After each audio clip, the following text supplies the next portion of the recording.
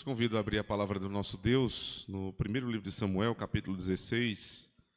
Semana passada nós vimos até o verso 23, quando o Senhor ungiu Davi, o novo rei de Israel. O Espírito do Senhor tomou a vida desse grande servo de Deus. E agora nós vamos ver, à medida que Davi vai tomando a frente, como um personagem principal do livro, à medida que isso acontece, Saul vai entrando em grande derrocada. Ele é atormentado por um espírito maligno da parte de Deus. É isso que nós vamos ver hoje.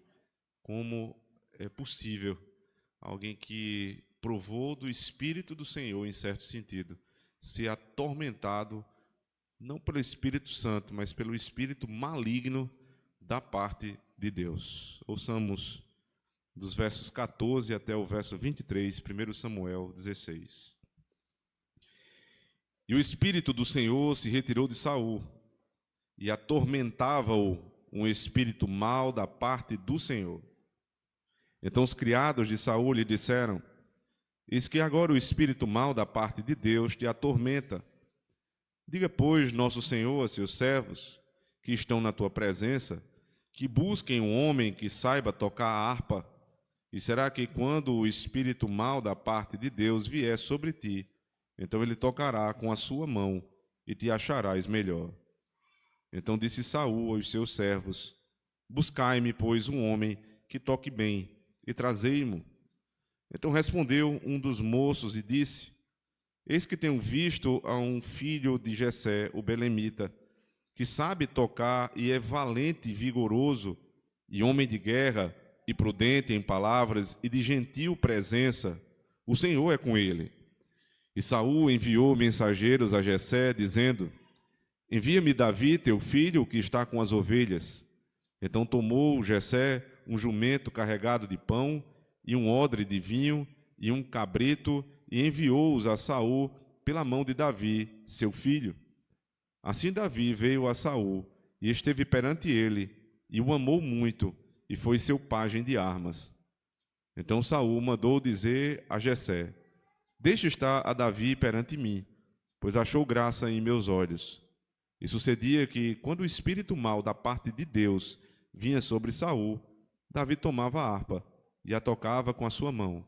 Então Saul sentia alívio e se achava melhor, e o espírito mau se retirava dele. Amém. Vamos orar? Senhor Deus, nós estamos diante de um texto que desafia as nossas compreensões teológicas e a maneira como nós enxergamos o Senhor. Não cabe na mente humana entender que o Senhor pode mandar, Senhor Deus, não apenas tranquilidade e paz, mas também tormenta sobre a vida do teu povo e também daqueles que não te conhecem. Mas nós queremos não apenas entender como isso é possível, mas saber como nós podemos ser curados de problemas assim. Saber como a nossa alma pode ser tratada no Senhor e fazer a tua vontade. Por isso, Senhor, se há alguém abatido e triste, depressivo e atormentado nessa manhã, que o Espírito do Senhor, o Espírito de paz que procede de Cristo, possa tomar esta pessoa pela pregação da tua palavra, tratá-la e curá-la. E se há algum de nós, Senhor Deus, nesse processo, que o Senhor remova-nos desta situação. Quanto aos demais, Senhor Deus, priva-nos também pela tua palavra de cairmos no laço do inimigo. Possamos ter o teu Espírito sempre conosco, nos dando paz e tranquilidade. É assim que nós oramos em Cristo, nosso Senhor. Amém. Existem poucas coisas piores do que você ser atormentado de alma. E eu deixo reservado essas poucas coisas, apesar de não poder nem nomeá-las, mas devem ser muito poucas se existe alguma. Essas tormentas, geralmente acontecem em momentos de silêncio. Quando você não tem mais a correria do trabalho, dos afazeres de casa, das preocupações do lar, e tudo se acalma, então a tormenta da alma, ela surge. É verdade que ela pode surgir durante o dia, isso é um estágio posterior. Mas geralmente as pessoas começam a sentir essas tormentas na hora de dormir. Durante o dia, elas estão inundadas com outras preocupações. E estão correndo para um lado e para o outro, resolvendo seus problemas e não se dão conta da situação em que se encontram. Mas as coisas não vão bem, isso fica claro. A pessoa não tem paz de espírito para viver. As tormentas, elas são provocadas por pensamentos sobre o passado, injustiças sofridas, problemas com a educação, com a forma como foram educadas pelos seus pais, a falta de atenção dos pais. Muitas foram maltratadas pela família e trazem feridas de muitos anos. Essas feridas não são curadas e atormentam essas pessoas. Elas vão dormir e tudo que vem à mente é o problema, as questões do passado. E quando isso não é tratado, o que acontece é que a tendência não é de melhora, a tendência é de que você se afunde nesse problema. Quando você tem um problema que não é tratado na sua alma, você não pode achar que o tempo vai resolver. As pessoas têm essa ideia, né? Não, o tempo vai resolver. Fique tranquilo, o tempo vai passar, o tempo é Senhor de todas as coisas. O tempo não é Senhor de todas as coisas, Cristo é Senhor de todas as coisas. Então, se você deixar o tempo passar, o que vai acontecer é que você vai se afundar mais ainda na tua depressão, nas tuas tormentas internas. E alguns começam a ter problemas ainda mais sérios, que podem ser já diagnósticos de médicos. Então o sujeito começa a pensar, ele está vendo coisa, ele está se sentindo perseguido, ele se sente, né, o tempo todo, ele precisa estar prestando atenção no que está acontecendo, ele não consegue fechar o olho porque ele acha que alguém vai fazer mal a ele. Ele tem mania de perseguição. Ele vê duas pessoas falando ali, cochichando, ele está falando de mim, está falando mal de mim. É o tempo todo ali tentando se defender, como se todo mundo estivesse buscando atacá-lo. Essa mania de perseguição, essa tormenta da alma, essa tristeza que abate o coração só tem uma raiz. E essa raiz é um coração amargurado. Um coração em que o Espírito de Deus não está mais agindo para tranquilizar. Existem muitas formas de você tentar sair dessa situação. Algumas pessoas, elas, por terem, né, um diagnóstico médico, eles vão procurar um tratamento. E existem laudos para isso, existem códigos de doenças para explicar, não, o que você tem, na verdade, é tal coisa, você vai precisar tomar tal medicação, e o tratamento é assim, por tantos anos, talvez você precise tomar o resto da vida para regular as suas emoções. Você vai nessa e vai se deixando, e passa 1 ano, e 2 anos, e 3 anos, você toma a medicação e não resolve. Alivia, mas não resolve. E isso acontece porque problemas da alma não podem ser tratados por medicamentos. E com isso, irmãos, eu não estou sendo aqui responsável de dizer que pessoas com depressão, pessoas com tormentas graves como essas que eu estou citando aqui, não devam procurar em determinado momento o médico. Às vezes é preciso. Para que vocês tenham ideia, em casos passados, já nos primeiros anos da igreja, nós passamos algumas situações assim, e eu precisei tratar uma pessoa e eu disse, olha, você precisa ir para o médico, em primeiro lugar, para você ser regulada, ficar mais tranquila. A pessoa não tinha condição nem de conversar. Então, a medicação ela vai servir para isso, para tranquilizar a pessoa, e a pessoa ter condição, pelo menos, de conversar, de ouvir, mas não vai resolver. Existem outros tipos de alívio que o mundo oferece, mas nenhum é a solução. Quando o problema é da alma, só o médico da alma para curar. Esse era o típico problema do rei Saul. E ele não teve esse problema a vida toda. É bom deixar isso claro, que as pessoas, né, dizem assim, fulano estava bonzinho, agora enlouqueceu. às vezes não é loucura no sentido mais estrito da palavra, mas é num sentido, a pessoa perdeu o juízo, ela perdeu o domínio sobre si, mas ela não nasceu com uma doença. Existem as pessoas que nascem verdadeiramente sem ter capacidade de manter um juízo sobre si, de governar a si próprio. A gente tem esse problema de nascença, mas outras adquirem por problemas da vida. Saul não nasceu com problema nenhum. Saul era um rapaz comum, que tinha uma certa saúde, que trabalhava com o seu pai, cuidando do rebanho do pai, e foi designado por Deus para ser o primeiro rei de Israel, não pela escolha divina, segundo o coração de Deus, mas pela escolha do próprio povo, que queria um rei segundo o seu coração.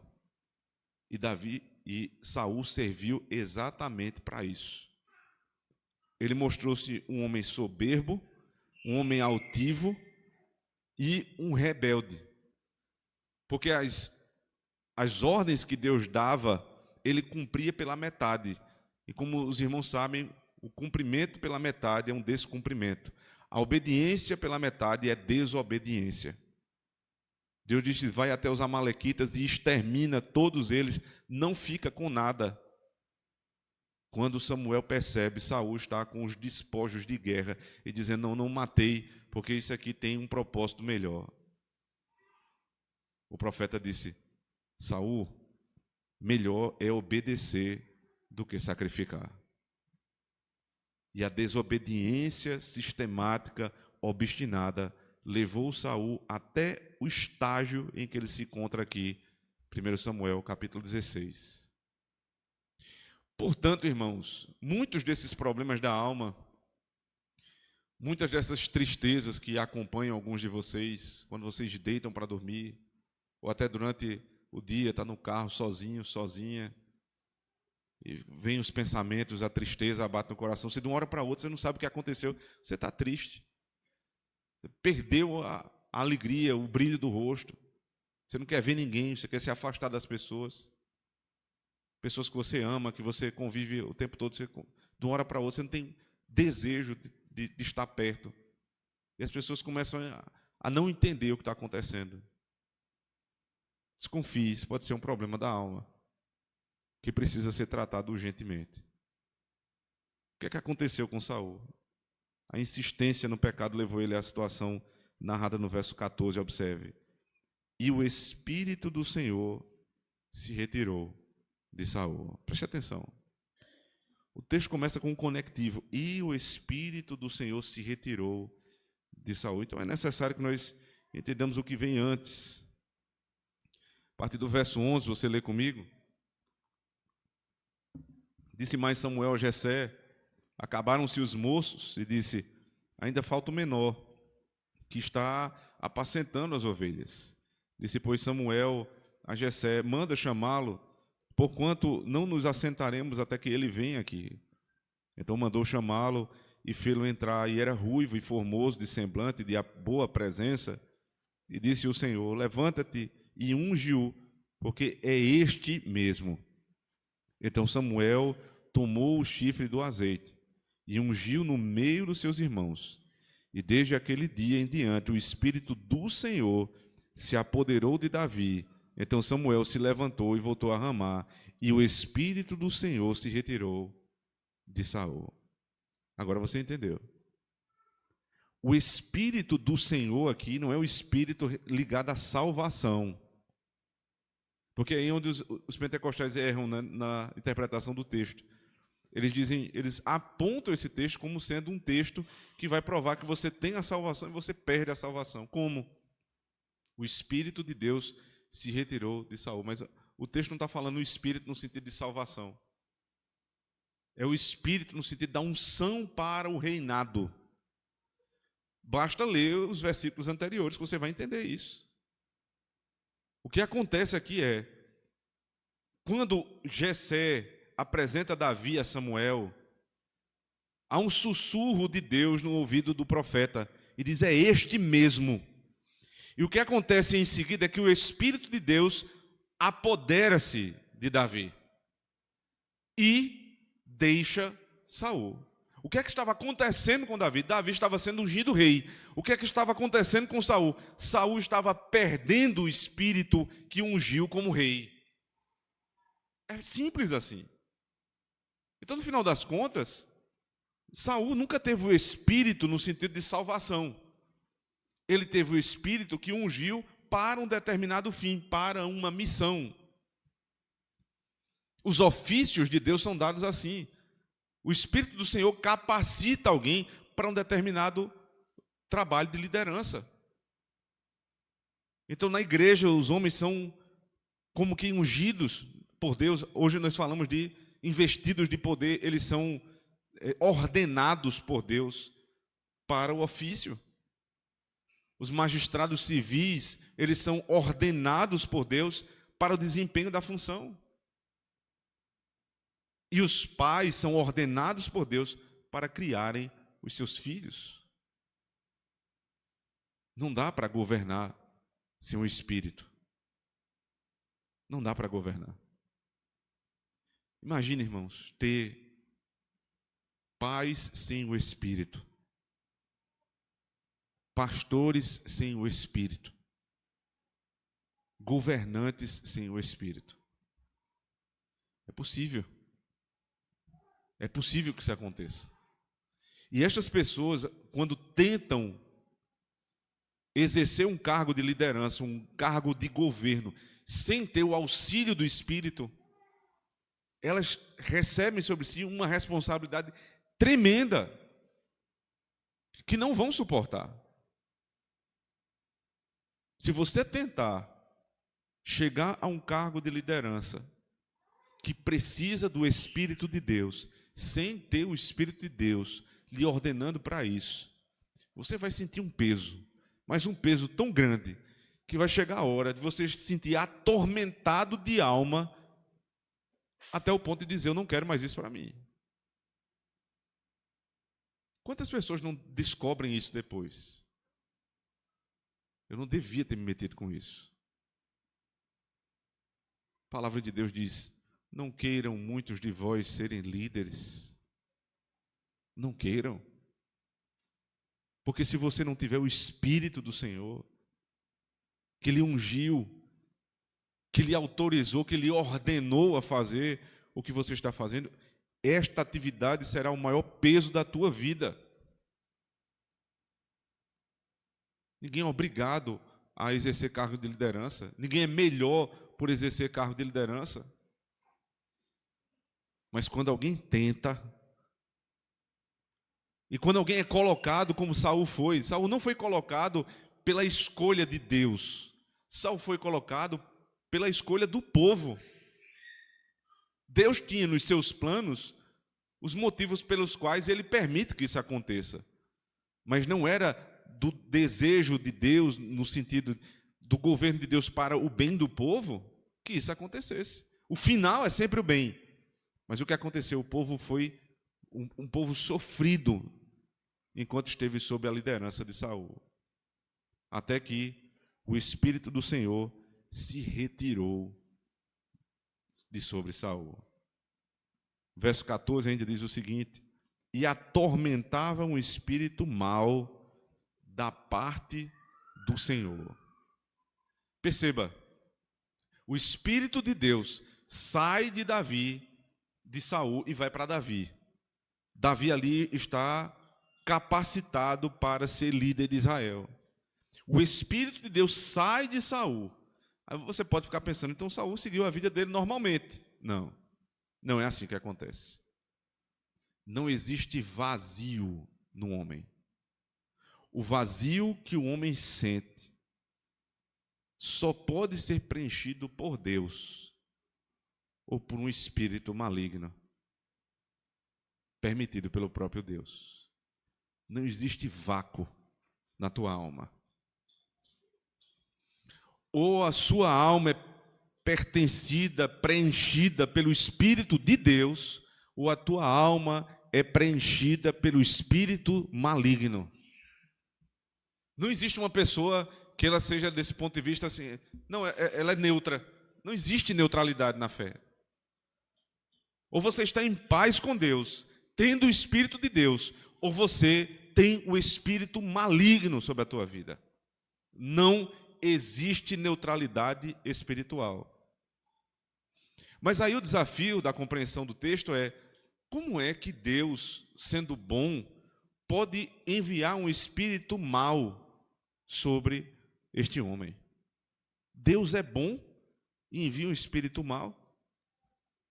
Eu prefiro responder com as palavras de Jó, no capítulo 2, verso 10, quando ele diz, respondendo à sua própria esposa: receberíamos o bem do Senhor e não o mal? Quer dizer que nós somos colocados na terra só para receber o que é bom de Deus e não também o que é mal? Deus não pode trazer sobre nós alguns malefícios para que nós possamos, inclusive, nos consertar? Que pergunta é essa, irmãos? Nós deveríamos nos estranhar quando fazemos perguntas assim. Mas para ir um pouco mais além, não ficar somente nessa resposta, a própria gramática do texto explica mais um pouco. Porque mal aqui não é necessariamente o contrário de bom, mas é um espírito de ruína. Deus vai arruinar a vida de Saul. E Deus não fez isso do nada. Basta ler o que aconteceu antes. Saul primeiro desobedeceu a Deus mais de uma vez. Capítulo 13 ele desobedeceu da primeira vez, e o capítulo 15 mostra mais uma vez a desobediência de Saul. Então o que acontece aqui é uma reação de Deus, é o juízo de Deus contra a obediência de Saul. Deus não enviou um espírito maligno, um espírito de ruína do nada. Saul era um homem maravilhoso, Deus foi lá atormentá-lo. Não foi isso que Deus fez, porque assim Deus seria mau. Mas Deus fez com que Saul pudesse sofrer, porque ele foi desobediente. Jó não havia desobedecido quando sofreu, mas Jó era pecador. Jó precisava ter um tratamento no coração dele para que ele pudesse dizer o que disse lá no final, em Jó 38. Antes eu te conhecia só de ouvir falar, mas agora os meus olhos te veem. Do capítulo 38 até o 42, ele deixa isso muito claro. Eu precisava passar pelo que eu passei, mas ele se manteve na fé. Ele não pecou e sofreu, para que ele pudesse conhecer o Senhor melhor. No caso de Saul, ele pecou e sofreu, para que pudesse conhecer o juízo de Deus. Mas diante dessa situação, e ainda sendo rei, o problema está aí, porque o espírito saiu, mas ele não perdeu o reinado. Então você tem um oficial que não tem o espírito. Quem é que vai sofrer? É o povo. Um pastor sem o espírito, um pai sem o espírito, um governador sem o espírito, quem sofre é o povo. Então muitas tormentas vieram sobre a alma de Saul. E os seus amigos, os seus servos ali, que estavam mais próximos, ficaram preocupados. Nós temos relatos aqui de Flávio Joséfo, um historiador do primeiro século, um judeu, que diz, narra a partir da tradição judaica, que o que esse homem sofria era algo terrível. Que ele gritava, que ele tinha algumas crises de epilepsia, que ele se debatia, que ele pensava que estava sendo perseguido. O povo não vê isso, as pessoas estão vivendo lá fora, ninguém vê o que o rei está passando ali nos seus aposentos, mas quem estava por perto via. Todos nós, irmãos, na igreja, publicamente, a gente consegue ter ali um mínimo de consciência sobre o que a gente está passando. Nós sabemos o que está acontecendo, então a gente se priva, pelo menos em público, de não dar tanto na cara do que a gente está passando. A gente consegue maquiar defunto. Mas só quem está perto sabe. E aí vem o trabalho de quem está perto. Você filho, você esposa, você marido, pai, mãe, que vê alguém atormentado do espírito. Você tem obrigação de fazer algo por essa pessoa,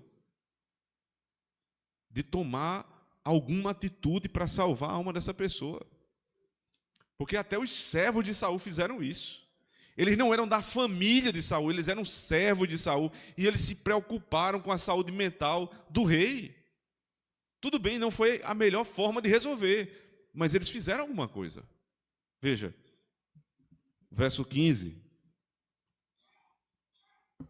Então os criados de Saul lhe disseram: eis que agora o espírito mau da parte de Deus te atormenta. Diga, pois, nosso Senhor a seus servos que estão na tua presença, que busquem um homem que saiba tocar harpa. E será que quando o espírito mau da parte de Deus vier sobre ti, então ele tocará com a sua mão e te acharás melhor? Em primeiro lugar, eles foram verdadeiros. Verdadeiros. Nós precisamos de amigos assim, verdadeiros, que digam diante de nós o que nós precisamos e não o que nós queremos ouvir. Eles chamaram Saul e disseram: Saul, o problema é o seguinte: o Espírito do Senhor se retirou de você e um espírito maligno da parte de Deus está te atormentando. Você precisa resolver esse problema. Imagine você tem uma pessoa que você convive com ela de uma hora para outra, a pessoa está se debatendo no chão, gritando desesperadamente, com mania de perseguição, achando que todo mundo queria pegá-lo, matá-lo, e é teu rei. Ou seja, era um homem de guerra que estava com medo. Eles disseram: peraí, tem que ter aqui alguma solução. Vamos falar a verdade. Falem a verdade, irmãos. Deem nome às coisas como elas são. Deem nome. A nossa época, ela é acostumada a usar das palavras para não dizer o que as palavras deveriam dizer. Então a gente é treinado hoje, né, por uma pretensa polidez, uma pretensa educação, a não falar o que as coisas são. E com isso eu não estou defendendo aqui que você tenha que ser grosseiro, duro excessivamente. Não é isso, não. Você pode ser educado. Você pode ser gentil. Mas você precisa falar a verdade. Sem rodeios, irmãos. Falar a verdade. Você está possesso de um espírito maligno. Precisa resolver isso. O problema é que às vezes a gente diz o nome da coisa certa, a gente fala da maneira como deveria falar, mas aponta o remédio errado. Dá o diagnóstico e aponta o remédio errado. Não vai resolver. Não vai resolver. Você tem dores de cabeça que são frequentes. Se você tomar Dorflex todo dia, provavelmente passa. Mas você vai passar 1 ano, 2 anos, 3 anos tomando Dorflex todo dia. Não é melhor você investigar com o neurologista o que é que está acontecendo com a tua cabeça? Pode nem ser na cabeça, pode ser outro problema. Aí você vai tratar a raiz do problema.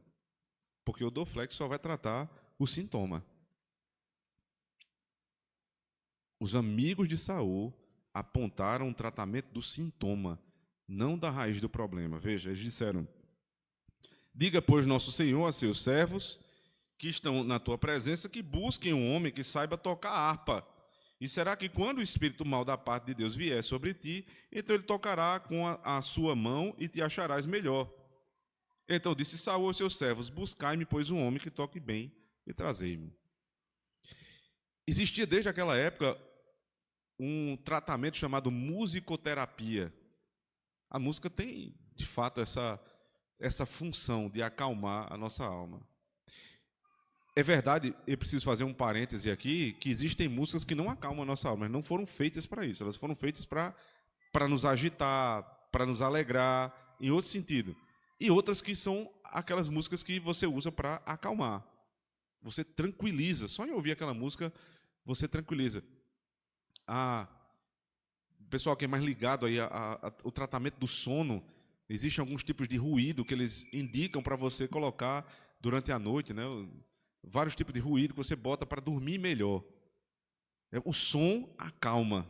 Determinados tipos de sons acalmam a alma do ser humano. Então, é um efeito de alívio, não é um efeito de solução, mas tem o seu valor.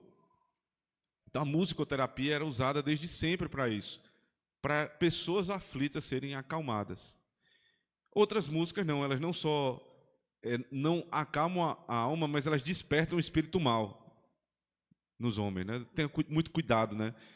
A ideia não é você distinguir música sacra de música do mundo, mas é você distinguir música boa de música ruim.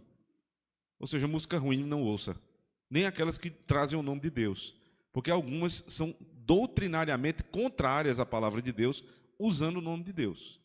A definição é música ruim e música boa. Música ruim a gente não ouve, música boa a gente ouve, seja ela qual for, porque é boa, porque procede dos princípios da palavra. Então, a solução apontada é essa. Chama alguém para tocar harpa. E quem eles vão buscar? Vão buscar Davi. Davi tinha tantas coisas a mais para dar. Eles chamaram Davi para tocar harpa. Davi era um homem que foi levantado por Deus para ser rei. Ele foi profeta de Deus, foi um escritor da Bíblia, salmos foram escritos por ele, músicas. Aqui Davi começa a ser apresentado como salmista, mas eles queriam só que Davi tocasse a harpa. O nosso tempo, irmãos, todos os tempos foram assim, mas o nosso tempo ele tem peculiaridades a esse respeito. Quando algum problema ele é apontado, vocês vão perceber que o mundo ele vai nos oferecer formas de nós aliviarmos o problema, sem tratar o problema.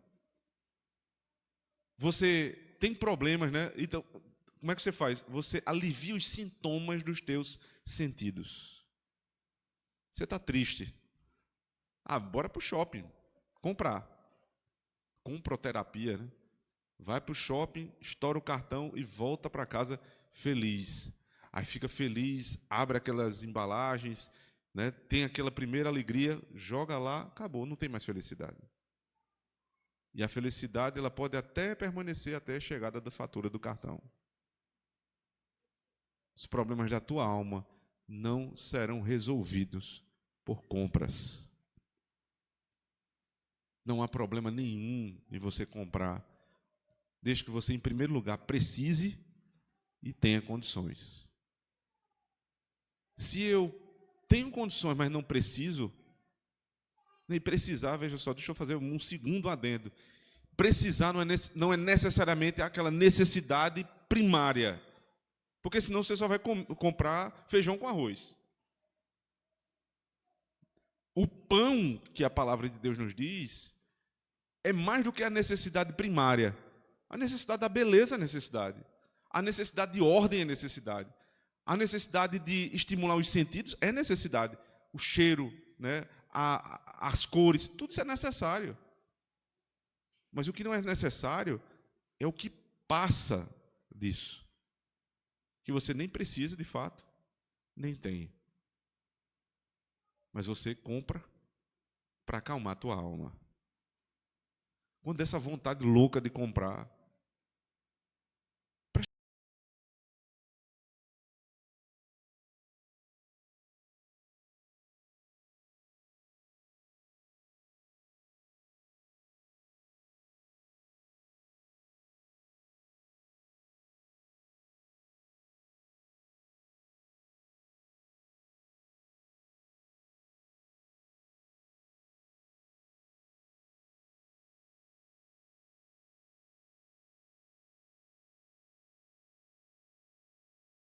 para tocar não precisa ser homem de guerra, basta ser um bom tocador. Mas o Espírito Santo de Deus estava conduzindo aquele homem a anunciar Davi como rei, não simplesmente como um simples tocador. Vocês vão perceber que Davi, ao chegar no palácio, ele não diz ao rei para sair do trono e ele senta no lugar, não. Na providência de Deus não era o momento ainda de Davi sentar no trono. era o momento de tocar, de servir. Que coisa maravilhosa, irmãos, é quando nós temos paz com Deus, quando nós estamos exatamente tendo a certeza de que Deus é conosco, nós não precisamos sentar num lugar que não é nosso. Simples assim. Eu sei exatamente o meu lugar. Então, saber o meu lugar não é me sentir menor. Davi, ele tinha algo de muito bom. Ele era um homem valente, um homem poderoso em guerra. Os feitos dele já estavam começando a ser serem conhecidos pelo povo, inclusive no palácio. Ele era um homem que lutava com um urso, ele lutava com um leão, ele pastoreava o rebanho do seu pai. E essas notícias começavam a chegar. Mas quantas pessoas também eram valentes em Israel? Mas esse era um homem valente especialmente, porque Deus era com ele. A importância, irmãos, daqueles que têm filhos homens, de criarem eles com estas características. Em primeiro lugar, você tem um filho homem, menino, dê graças a Deus, né? Dá para perceber que não, são poucos os que têm, né? Um privilégio. Ter menino é muito bom, mas ter um menino é também uma grande bênção de Deus. Crie como um menino. Crie como um futuro homem, mas lembrando que ele já tem toda a potencialidade do homem ali instalada. Teu filho precisa ser um homem corajoso, não violento, corajoso. Ele precisa ter a capacidade de exercer a violência. Quando? Para defender o inocente. Guerreiro, ou seja, um homem que está pronto para a guerra, mas não é um homem que vive buscando a guerra. Para ser assim, moderado, como Davi, em primeiro lugar, teu filho precisa ter o espírito que Davi tinha, o espírito de Deus. Então é muito bom você colocar seu filho para aprender uma arte marcial, né, para um menino ser homem, como a gente diz aqui no Nordeste, cabra macho de verdade. Mas tem um monte de cabra macho que vai para o inferno, com a macheza e tudo. Então crie primeiro teu filho para ser servo de Deus, para ter temor ao Senhor.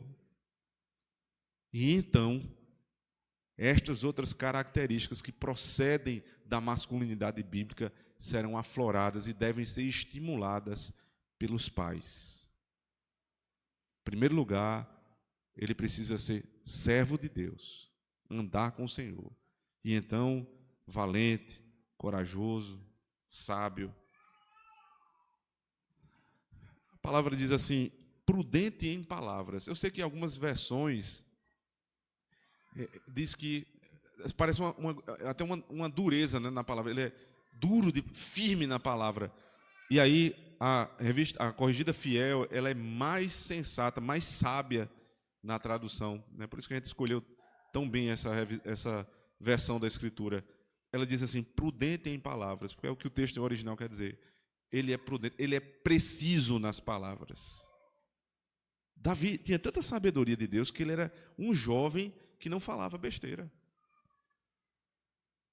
Homens precisam ser prudentes nas palavras. Porque o homem que fala sem prudência, ele perde a credibilidade. Quando a gente não sabe o que falar, sabe o que a gente faz? Não fala. Fica quieto. É uma bênção o silêncio. O silêncio esconde a nossa ignorância. Ignora um determinado ponto, um tema, não fala, escuta. O mundo consegue viver sem a tua opinião. Na verdade, viverá melhor. Então, irmãos, a prudência no falar, a sabedoria começa assim. Eu só falo do que eu sei e só falo no tempo que devo falar. Davi não foi chamado para falar, ele foi chamado para tocar. Alguns comentaristas vão dizer que Davi não só tocava, mas ele aproveitava a oportunidade para cantar os salmos que ele começou a compor. Então ele tocava os salmos, e uma hora ou outra, quando ele tinha a oportunidade, ele cantava os salmos para Saul, para você não pensar que ele ficava só tocando. Ele tocava provavelmente outras músicas também, né? Mas quando ele ia trazer a palavra de Deus, ele tocava os salmos. Ele era um salmista. E o que foi que aconteceu com Saul? Verso 19. E Saul enviou mensageiros a Jessé, dizendo: envia-me Davi, teu filho, o que está com as ovelhas. Então tomou Jessé um jumento carregado de pão, e um odre de vinho, e um cabrito, e enviou-os a Saul pela mão de Davi, seu filho. Assim Davi veio a Saul, e esteve perante ele, e o amou muito, e foi o seu pajem de armas. Então, foi um mensageiro do rei até a casa de Jessé, e como eu já disse a vocês algumas vezes, nenhuma informação da Escritura está registrada de maneira aleatória. Cada palavra, cada vírgula, cada expressão foi cuidadosamente escolhida pelo Espírito de Deus. Então, quando o texto diz assim: envia-me Davi, teu filho, o que está com as ovelhas, ele está dizendo o que é pastor.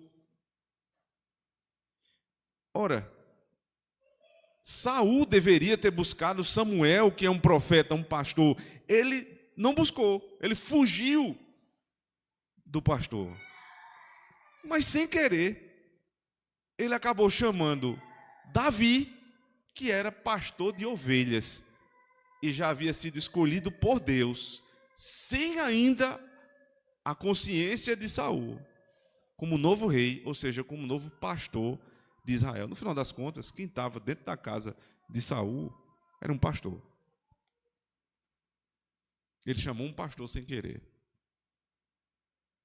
Você quer fugir, e Deus vai lá e coloca um pastor dentro da casa. Quando Jessé recebe a notícia, ele fica lá sem saber o que fazer.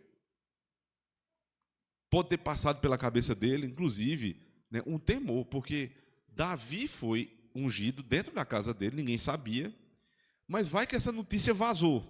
Chegou aos ouvidos de Saul. Saul está chamando meu filho agora para matar. Mas rapidamente o mensageiro explica o porquê. É porque ele tem um problema na alma.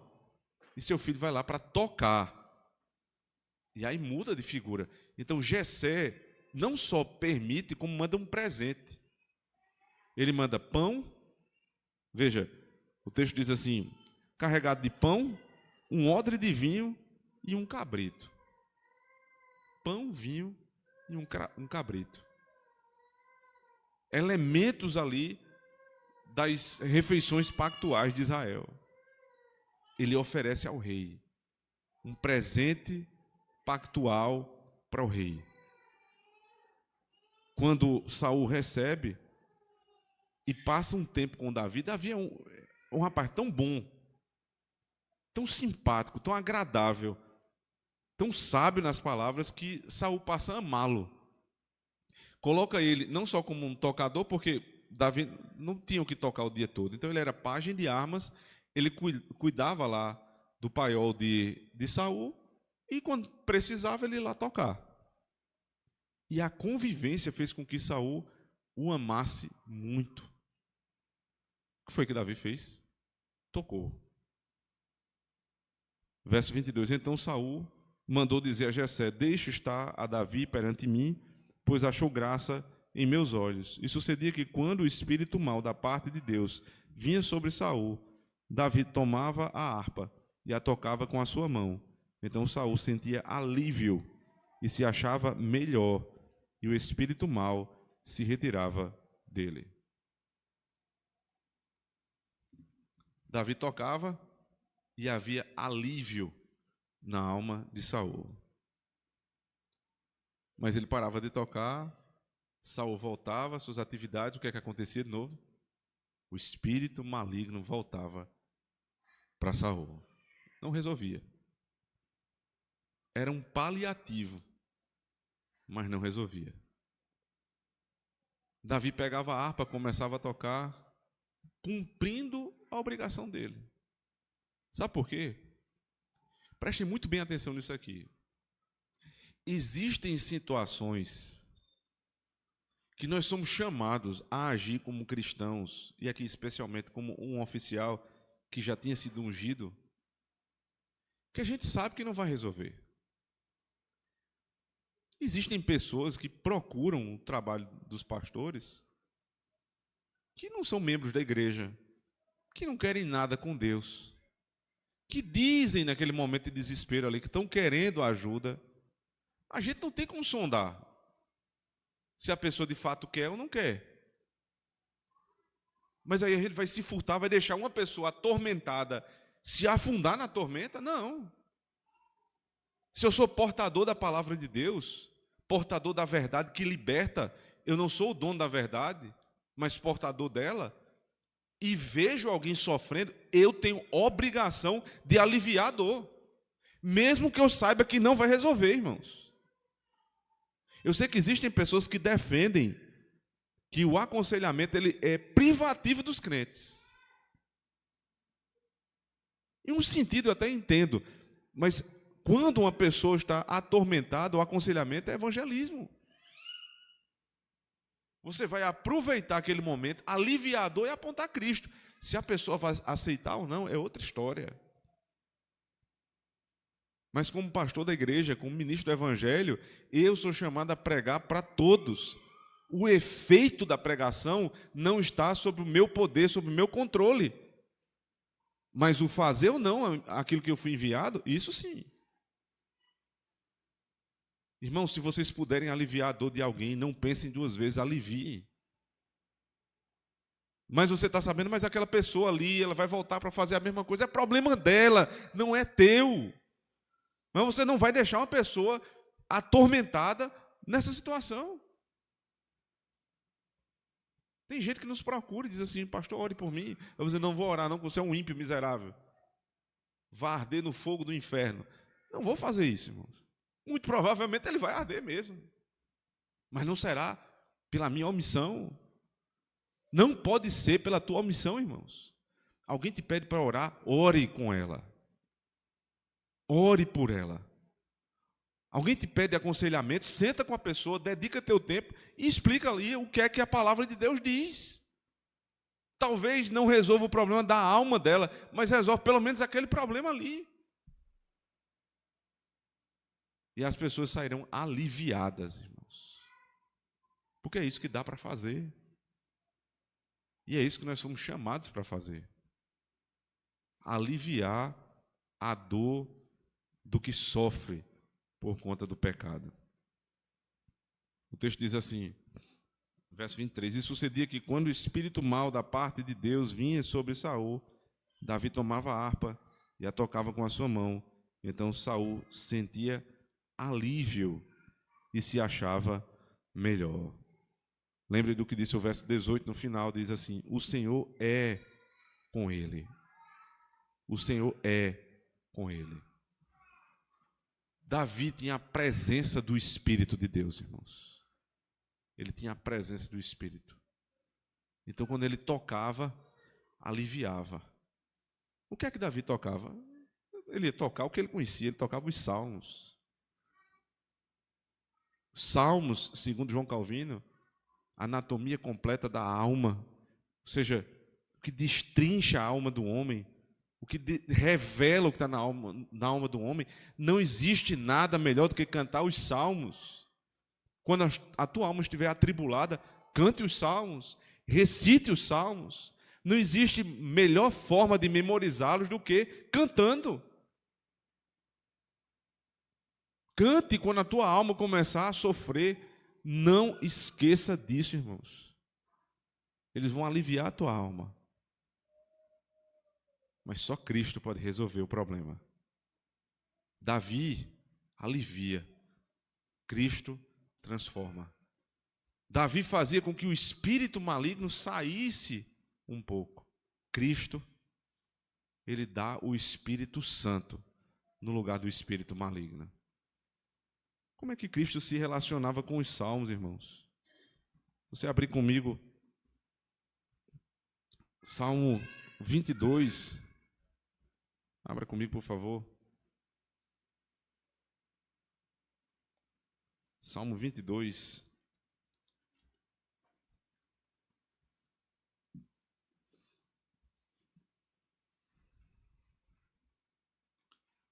Quando Cristo estava na cruz do Calvário, isso aqui é repetido pelos evangelhos, ele gritou no verso 1, Deus meu, por que me desamparaste? Porque te alongas do meu auxílio e das palavras do meu bramido. Agora, verifique quem é o autor desse salmo no título. Salmo de Davi. Davi alivia a dor da alma. Cristo morreu para nos dar o seu Espírito.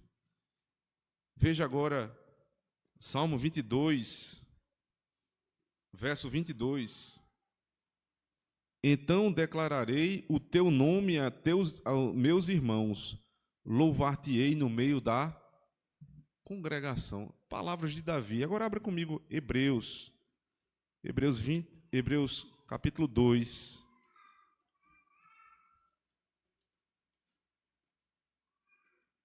Hebreus 2, 12.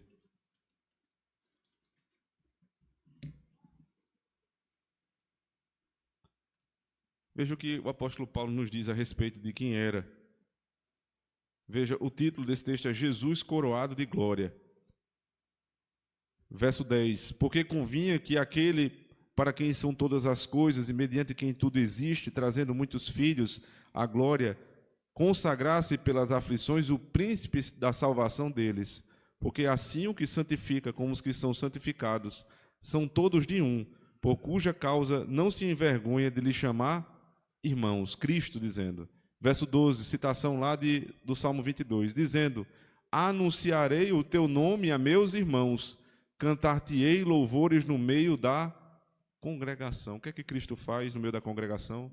Ele canta louvores. Quais são os louvores que Cristo está cantando? Salmo 22. Cristo canta com o seu povo.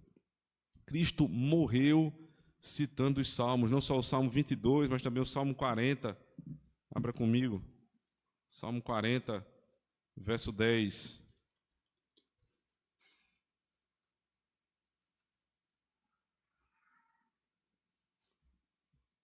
Não escondi a tua justiça dentro do meu coração, apregoei a tua fidelidade e a tua salvação. Não escondi da grande congregação a tua benignidade e a tua verdade. Amém. Este é mais um salmo messiânico dizendo, o Senhor não escondeu, Jesus não escondeu da congregação a sua salvação. Agora, Salmo 111, verso 1. Salmo 111, verso 1.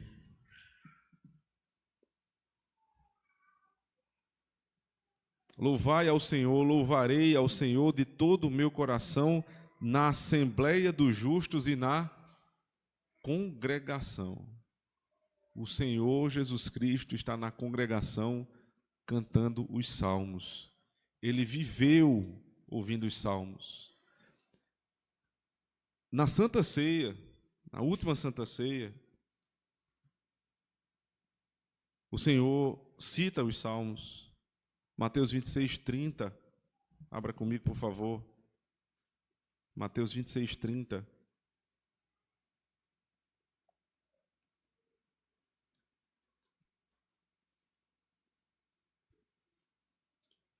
E tendo cantado o hino, saíram para o monte das oliveiras. Hino aqui não quer dizer hino do inário, novo cântico, evidentemente nem existia. Hino aqui é um tipo de salmo. Ele cantou um hino. Que hino? Os hinos de Halel. Eram cantados na sinagoga no momento dos sacramentos, do 113 ao 118. Por isso que nós, após a ceia, sempre cantamos estes salmos, do 113 ao 118. Cristo cantava os salmos na Santa Ceia. E se Davi é um bom pastor, volta comigo para o Salmo 23. Salmo 23.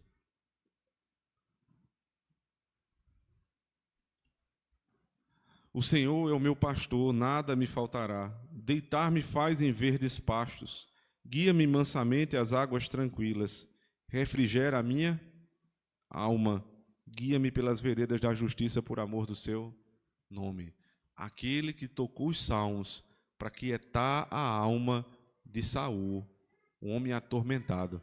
Ele mesmo buscava em Deus, em Cristo, a calma para a sua própria alma, o refrigério para a sua alma, porque Cristo era o pastor de Davi. Ora, e se Saul estava doente, Lucas 4,18 diz assim, Jesus Cristo falando, o Espírito do Senhor está sobre mim, porque Ele me ungiu para pregar boas novas aos pobres, Ele me enviou para proclamar liberdade aos presos e recuperação da vista aos cegos, para libertar os oprimidos. Cristo é o médico dos médicos, o pastor dos pastores, o Senhor dos senhores, o que não alivia a dor da tua alma, mas o que cura a dor da tua alma. Então, mesmo sabendo, irmãos, que não é a cura, é bom ter alívio. Se você puder aliviar a dor de alguém, seja um instrumento de Deus. Não seja preguiçoso, seja um instrumento de Deus. Alivie. Mas mais do que isso, atrelado ao alívio, traga a cura. Aponte Cristo como sendo a única solução para o problema da alma triste. É a única coisa que tem a ser feita. Segundo lugar, uma segunda grande lição para a nossa vida. Tenha cuidado com o atribulado de alma. Tenha cuidado, porque eles tendem a ser muito traiçoeiros. Você ajuda, mas você mantém distância. Sabe por quê? Davi, que lá no texto de 1 Samuel 16 foi apontado como um homem a quem Saul amava. Virou amigo de Saul, amigo do rei. Todas as vezes que Saul estava mal, chamava Davi e Davi o aliviava, mas ele continuava sendo um homem atormentado pelo espírito maligno, não tinha o Espírito de Deus. Cuidado com gente assim, sabe por quê? Em um determinado dia, Davi estava lá servindo a Saul. Saul pegou uma lança e jogou para matá-lo. Cuidado com gente amargurada de alma. Do jeito que ela precisa de você e lhe ama, você dá as costas e ela dá uma facada. Sirva com cuidado. Sirva com amor e com cuidado. E por fim, é possível, irmãos, nós estamos falando aqui sempre na terceira pessoa, mas é possível que seja você. É possível ser crente e estar com a alma amargurada. É possível ser crente e não ter paz. Eu só posso dizer uma coisa a você hoje, pela manhã. Procure ajuda. Procure ajuda. Se você permanecer com a alma amargurada, sem ajuda, é possível que você se afunde de uma maneira tal, de maneira obstinada no pecado. Eu lembro, não precisa ser perversão sexual, droga, bebedice, não. Basta ser nas pequenas e aparentemente inofensivas fugas. Tua alma vai se distanciar de Deus. E quando você menos perceber, não há mais o Espírito Santo, mas o espírito maligno te atormentando. Deus te prive disso. Deus te guarde disso. Procure ajuda. Deus te abençoe. Amém. Vamos orar.